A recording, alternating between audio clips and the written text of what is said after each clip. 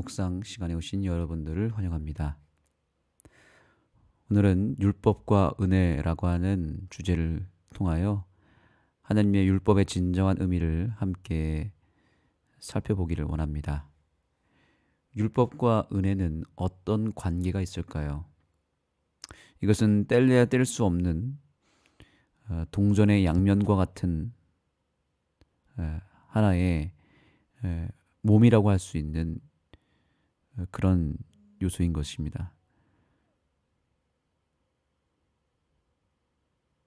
손이 더 중요하냐, 발이 더 중요하냐 이야기할 때 우리는 당연히 둘 다 중요하다고 이야기하고, 그것이 멀리 떨어져 있는 것처럼 보이지만 손과 발이 한 몸을 이루는 것처럼 율법과 은혜도 서로 다른 것처럼 보이고 상반된 하나의 개념처럼 여겨지지만, 사실 이 율법과 은혜는 연결이 되어 있고 하나가 되어 있다는 것을 우리는 깨달아야 됩니다. 교훈의 말씀을 보시면 율법을 주신 것은 하나님의 은혜이며 모두의 궁극적인 유익을 위한 것이다. 율법과 은혜는 대립하지 않으며 사랑과 공의를 따라 각각 다른 기능을 수행한다. 여기서 중요한 포인트는 이것입니다. 율법과 은혜는 대립하지 않는다는 것입니다. 율법은 뭔가 딱딱하고 또 뭔가 우리를 무겁게 하는 하나의 짐처럼 여겨집니다. 은혜라고 하는 것은 마치 율법과는 대조를 이루면서 율법이 우리를 괴롭히는 것이라면, 은혜는 그 율법의 굴레를 벗어내서 자유를 주는 하나의 축복으로 여기는 경우가 있습니다. 그러나 그것은 조금은 잘못된 견해라고 할 수 있습니다. 우선 여기서 이렇게 얘기합니다. 율법을 주신 것이 하나님의 은혜라고요. 이 사실을 놓고 봤을 때 율법은 결코 우리를 힘들게 하고 무겁게 만드는 어떤 짐처럼 여겨서는 안 된다는 것을 깨닫게 됩니다. 이것이 하나님의 은혜의 어떤 요소를 가지고 있는지를 발견하는 것이 중요할 것 같습니다. 율법이 하나님의 은혜인 것은 이것이 우리에게 궁극적으로 유익을 주기 때문이다라고 우선 이야기하고 있죠. 율법은 철저하게 우리의 행복을 위하여 주신 것입니다. 물고기가 물에 살아야 행복하고, 기차가 오로지 철로 위에 있을 때 안전한 것처럼, 인간이라고 하는 존재는 이 율법 안에 있을 때의 진정한 행복을 누릴 수 있습니다. 우리가 계속해서 율법의 이 가치에 대해서 계속 배워왔는데요. 율법은 무엇이라고 말씀드렸습니까? 율법은 결국 사랑이라고 했습니다. 사랑의 법입니다. 이타적 사랑입니다. 그 사랑은 주는 사랑이고 베풀고 나누는 사랑이고 이타적 사랑입니다. 우리 인간은 실제로 그러한 이타적 사랑 안에 살 때에 진정한 행복을 누리게 됩니다. 우리는 본성적으로 이기심을 가지고 있지만 그 저변에는, 그 깊은 그 이기심 너머에는 또한 우리가 본질적으로 이타적인 속성도 가지고 있다는 것을 알아야 됩니다. 이기적 속성도 가지고 있지만 그 이기심을 깨트리고 뚫어내면 더 저변에는 이타심이 있습니다.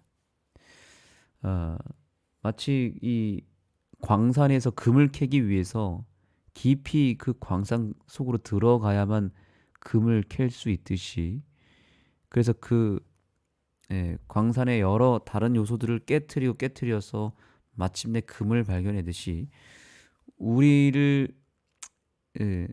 속의 본질은 표면적으로는 이기심으로 가득 차 있는 것은 사실입니다.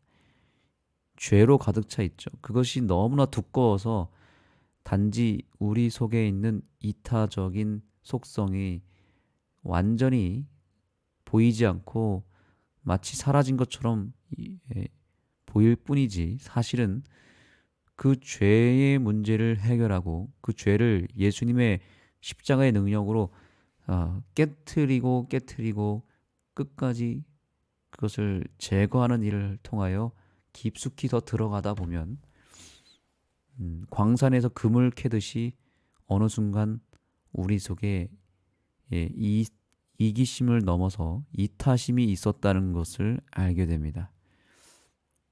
그래서 율법이라고 하는 것을 온전히 우리가 지키게 되면 진정한 유익을 얻게 되고 그 속에서 진정한 행복을 찾게 되어 있습니다. 이 율법이라고 하는 것 자체가 첫째는 하나님을 사랑하는 것이요, 둘째는 이웃을 내 몸과 같이 사랑하는 것이라고 우리는 배웠죠. 이것은 결국 관계의 문제인 것이죠. 하나님과 인간 사이의 관계를 위하여 제정한 법이 율법이고요. 인간과 인간 사이의 관계를 위하여 만들어진 법이 또한 율법이라 그랬습니다. 인간의 행복은 관계에서 오기 때문에 그 관계를 새롭게 하고 그 관계를 개선하고 관계를 좋게 만드는 것이 바로 율법이다면, 결국 이 율법은 우리의 행복을 위하여 있는 것이 분명한 것입니다. 다만 이 율법을 우리 스스로의 힘으로는 온전히 지킬 수 없다라는 것이 문제인 것이죠.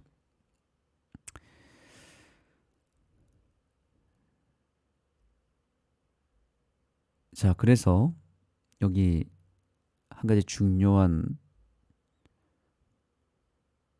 율법을 준수하기 위한 중요한 언급이 여기 있습니다.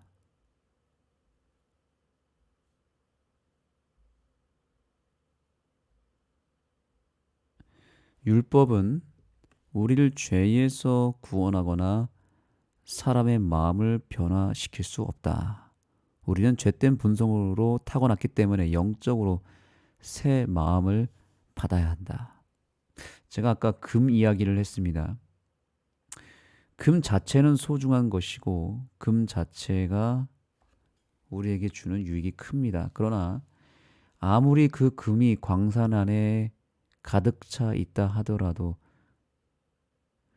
그 금을 뒤덮고 있는 또 다른 석탄이나 또 여러 광물들이 이미 그 금을 뒤덮어 버려서 보이지 않게 만들었고, 그것이 더 두껍게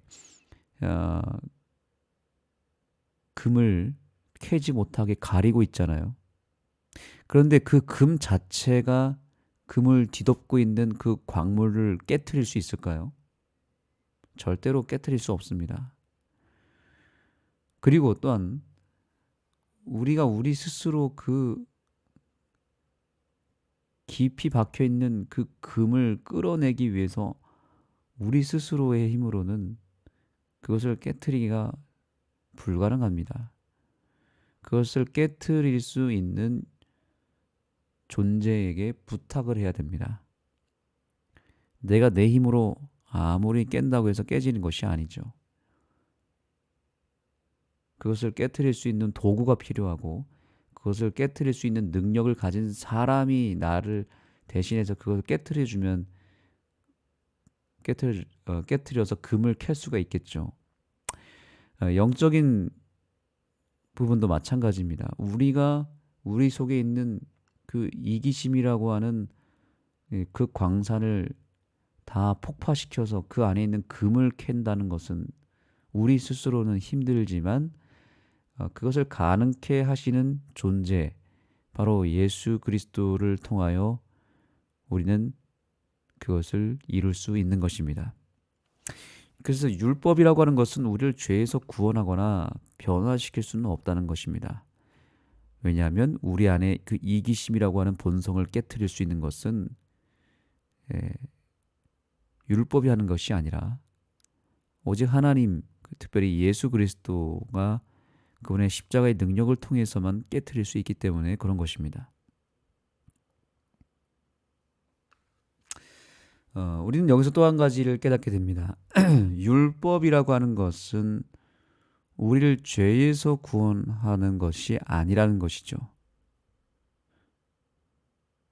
그리고 사람의 마음을 변화시킬 수도 없다라고 하는 것이 분명히 여기 기록되어 있습니다.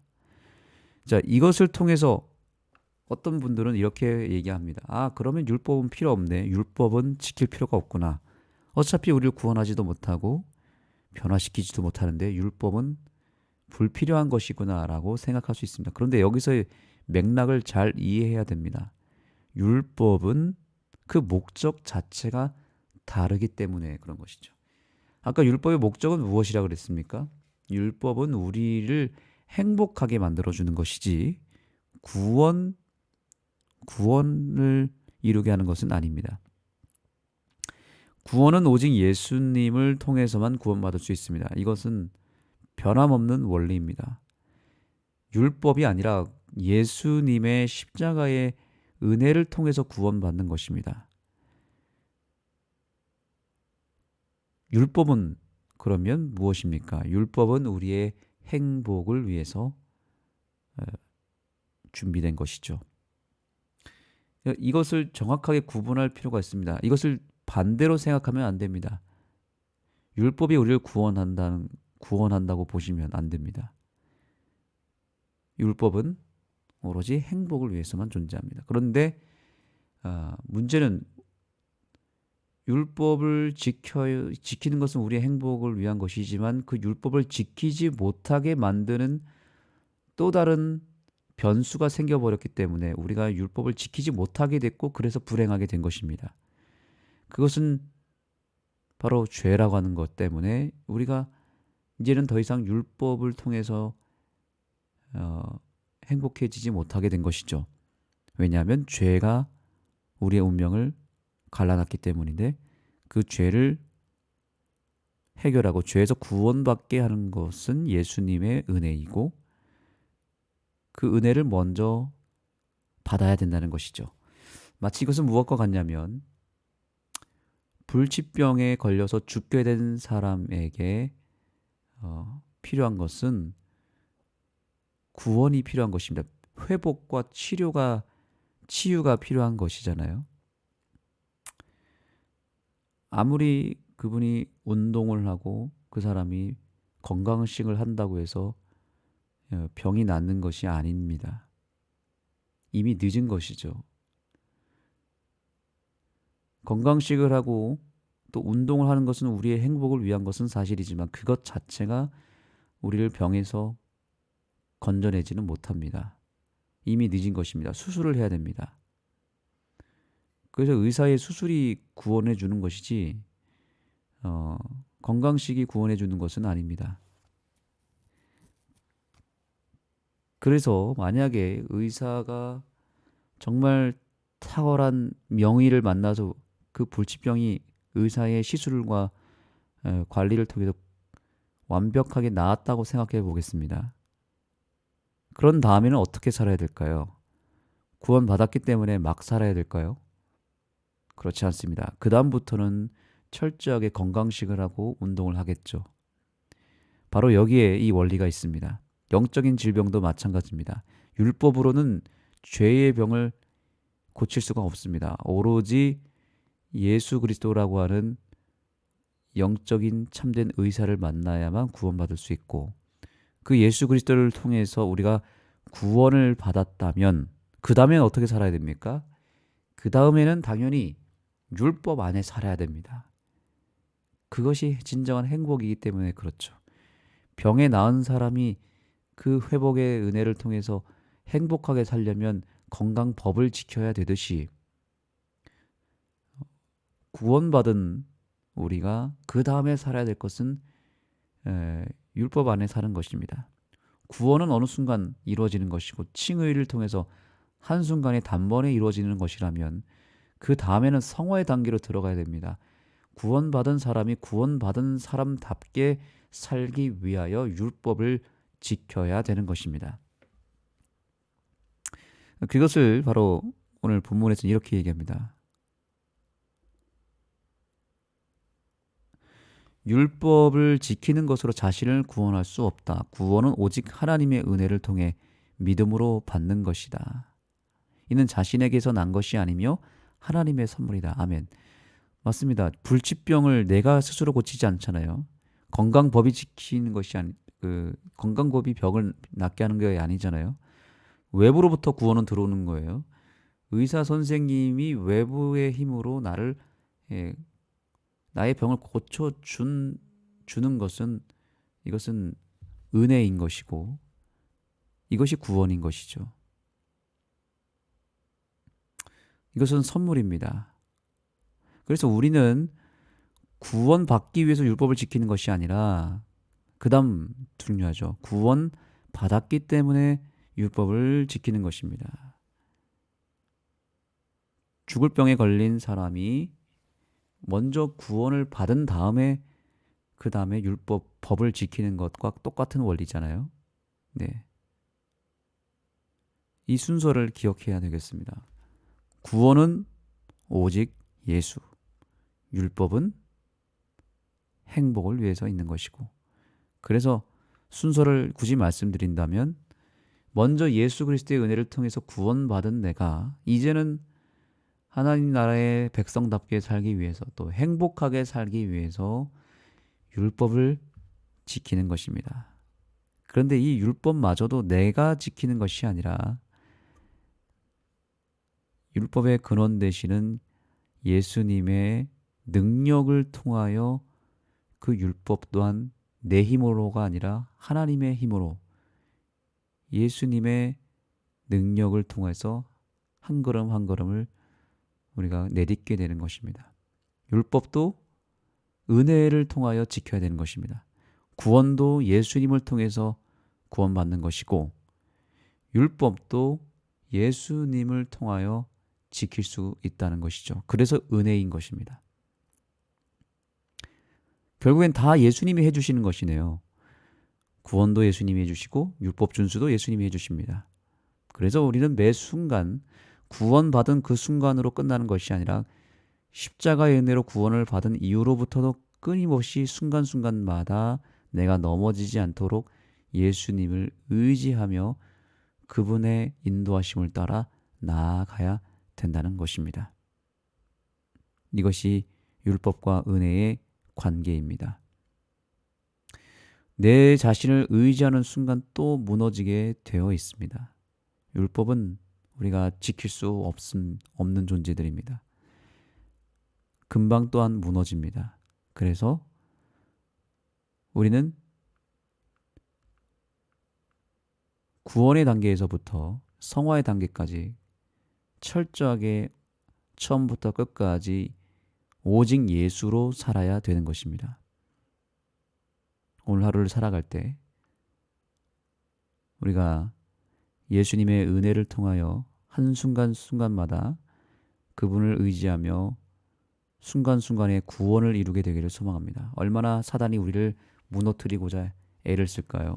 법을 어기게 만들 것이고 예수님을 잊어버리게 만들 것이고 우리의 잘못된 악습이 다시 반복되게 만들 것입니다. 마치 불치병에 걸렸다가 내가 완벽하게 나음을 받았지만 다시 옛날 습관으로 돌아가서 또 병이 재발하여 다시 죽게 되는 것과 똑같은 것입니다. 그래서 암 환자가 수술을 잘 하고 나서도 건강법을 잘 지켜야 되는 것처럼 우리도 구원받았다고 해서 끝나는 것이 아닙니다. 우리는 또 넘어지고 또 무너질 수 있습니다. 그렇기 때문에 우리는 순간순간을 놓쳐서는 안 되고 순간순간을 실패하면 안 됩니다. 조금이라도 빈틈을 주어서는 안 되고 이제는 이 죄의 병이 재발하기 전에 우리가 예수님 안에서 끝까지 우리의 몸과 마음을 지켜야 됩니다.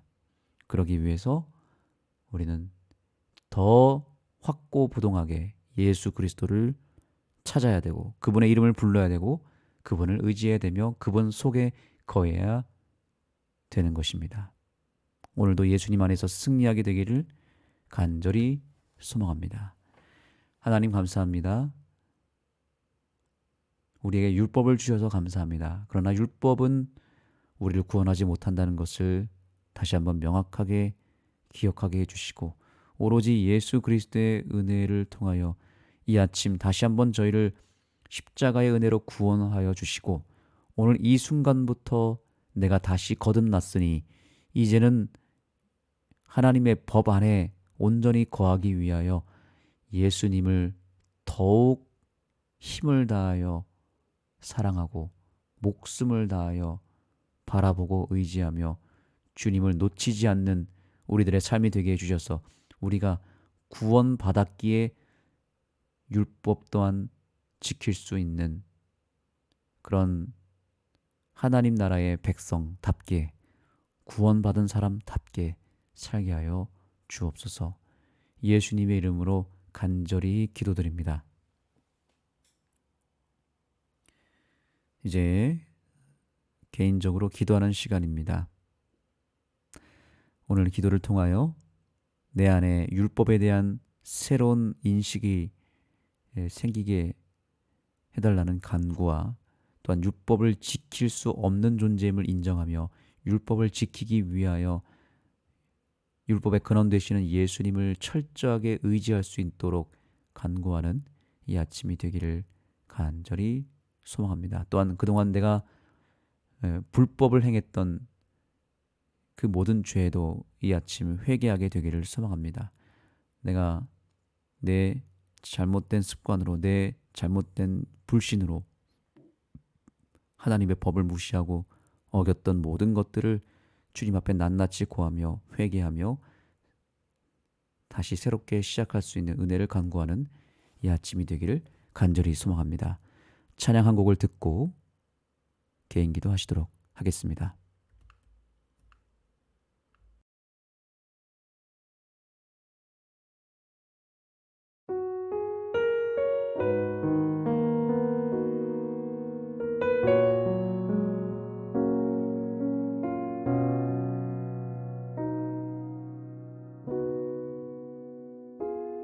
어둠 속 헤매이던 내 영혼 갈 길 몰라 방황할 때에 주의 십자가 영광의 그 빛이 나를 향해 비추어 주셨네. 주홍빛보다 더 붉은 내 죄 그리스도의 피로 씻기어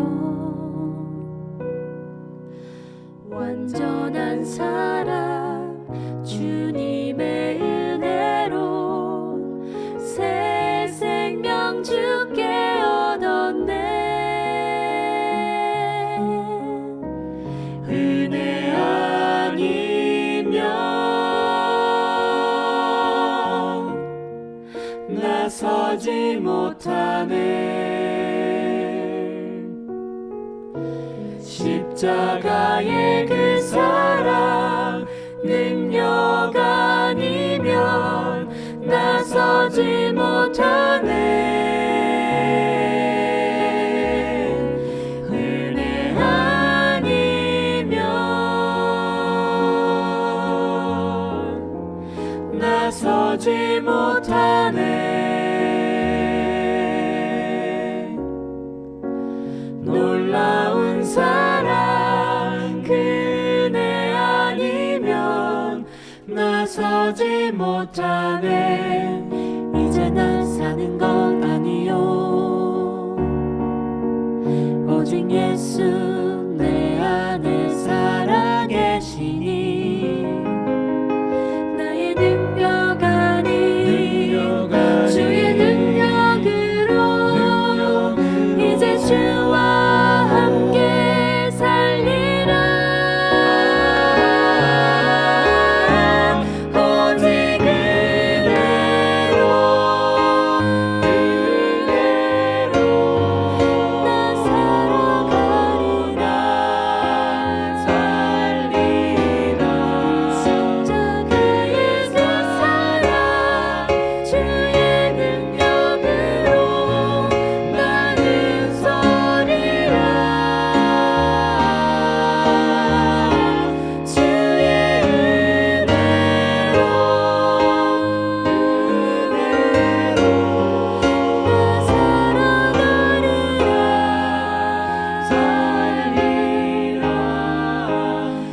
십자가